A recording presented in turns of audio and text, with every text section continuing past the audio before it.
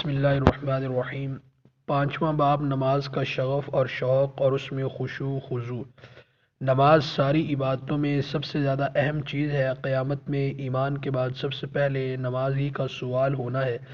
حضور اقدس صلی اللہ علیہ وسلم کے ارشاد ہے کہ کفر اور اسلام کے درمیان میں نماز ہی آڑ ہے۔ اس کے علاوہ اور بہت سے ارشادات اس بارے میں وارد ہیں جو میرے ایک دوسرے رسالے میں مذکور ہیں۔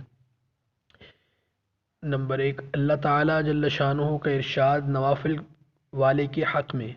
حق تعالیٰ جل شانہ ارشاد فرماتے ہیں، جو شخص میرے کسی ولی سے دشمنی کرتا ہے میری طرف سے اس کو لڑائی کا اعلان ہے، اور کوئی شخص میرا قرب اس چیز کی بنسبت زیادہ حاصل نہیں کر سکتا جو میں نے اس پر فرض کی ہے، یعنی سب سے زیادہ قرب اور نزدیکی مجھ سے فرائض کے ادا کرنے سے حاصل ہوتی ہے، اور نوافل کی وجہ سے بندہ مجھ سے قریب ہوتا رہتا ہے یہاں تک کہ میں اس کو اپنا محبوب بنا لیتا ہوں، تو پھر میں اس کا کان بن جاتا ہوں جس سے سنے، اور اس کی آنکھ بن جاتا ہوں جس سے وہ دیکھے، اور اس کا ہاتھ بن جاتا ہوں جس سے وہ کسی چیز کو پکڑے، اور اس کا پاؤں بن جاتا ہوں جس سے وہ چلے۔ اگر وہ مجھ سے کچھ مانگتا ہے تو میں اس کو عطا کرتا ہوں، اور کسی چیز سے پناہ چاہتا ہے تو میں پناہ دیتا ہوں۔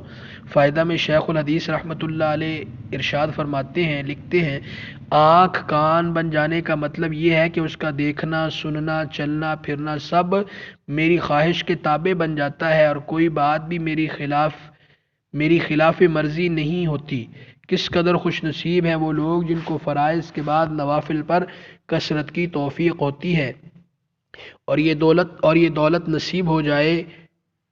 اللہ تعالیٰ جل شانہ اپنے فضل سے مجھے اور میرے دوستوں کو بھی نصیب فرمائے، آمین۔